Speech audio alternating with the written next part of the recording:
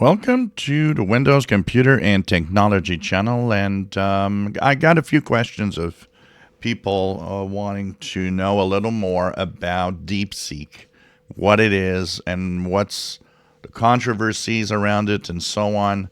Why the stock market actually had a huge reaction to it with some of the text talks that, like Nvidia, that went down. So, DeepSeek is the equivalent of Chat GPT. Basically, it is an AI that is from China.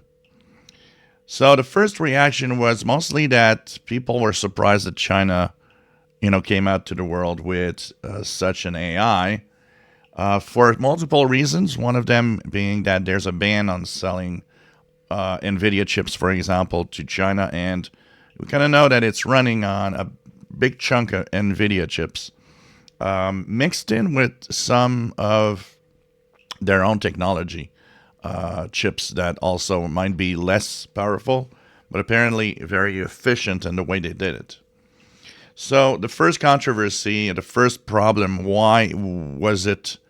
Why was there such a big reaction? Was, well, China has an AI, which means they're not that far off, the United States and the rest of the world in terms of many types of technologies. And we got to kind of wake up a little bit on that. The other one is the price. DeepSeek says that it cost them $6 million to create DeepSeek. And this is where the shock came, because if true, and it probably, I would guess, is, it means that it's cost them so much less than Chat GPT, that actually spent 100 million on creating Chat GPT latest version. So 6 versus 100 million kind of tells you, well, wow, they were really more efficient at doing it. And so that, of course, created a stirs. Like, well, are the U.S.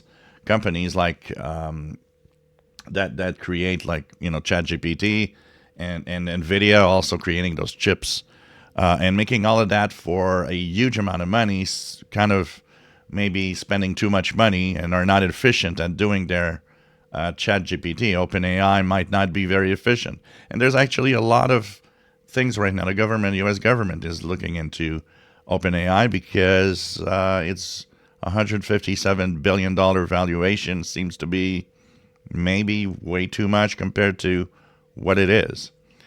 Now, I have tried it from day one, okay? And so this is going to be interesting. I'm going to show you a few little things. First of all, you can install it on your phone. It's available as an app. It was actually taken out of the App Store for a little while, but I believe it's back. And this is on my Galaxy S22 Ultra phone that I've actually gone to this. So this is what it looks like. This is the DeepSeek app on my phone. So I started by asking DeepSeek, who are you? So, whoops, this is the wrong side. Let's go. DeepSeek, here we go. Who are you? And it gave me greetings. I'm DeepSeek V3, an artificial intelligence assistant created by DeepSeek. I'm at your service and would be delighted to assist you in any inquiries or tasks you may have. So, in effect, it works like ChatGPT. You can have a conversation like ChatGPT and ask it all sorts of things. It is a little sluggish, but ChatGPT isn't that fast either. So, I don't think it's much of a problem. Now, I've asked it something of general knowledge.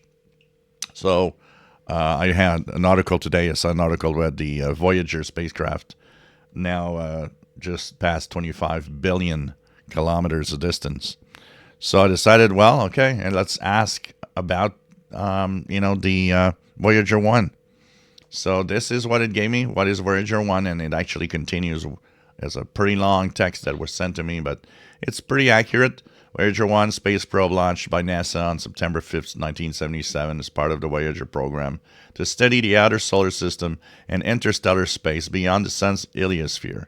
It was designed to take advantage of a rare planetary alignment to visit Jupiter, Saturn, providing detailed images and data of these planets and their moons, and so on. Of course, they're talking about a golden record and everything on it. So, you know, it has knowledge and it works in the same way because the pattern, and it's like GPT, the pattern that they use is a pattern of kind of a little bit like our own brain, which is analyzing how to get data. And of course, it's by scooping all the data across the internet and learning from that experience. But now, what about if you ask it about something that's sensitive to the Chinese government? I did that experiment. And if I go here, I asked it what happened in Tiananmen Square. Whoops, I forgot to put a space here. In Tiananmen Square in 1989. Now it answers back, I'm sorry, cannot answer that question.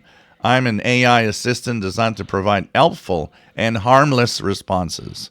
So don't ask it about things that happened in China. It will not answer back to you about it. So that's pretty much it. DeepSeek, of course, is the competition to Chat GPT. It's Chinese, and we'll see, as time goes by. One last thing about it, there was a huge distributed denial of service attack against it. There was also apparently some breach, and they might have been able to reach a lot of sensitive information, which means if it's like me, I was one of the first to try it. So when I saw that a possible data breach happened, if you happen to have used DeepSeek, and of course you needed to create an account, maybe change your password just to make sure. There's a lot of talk about how maybe their security is faulty and that they need to secure all of it a lot more. But anyways, that's pretty much DeepSeek. For those that were asking what's all about it. If you enjoy my videos, please subscribe, give us a thumbs up. Thank you for watching.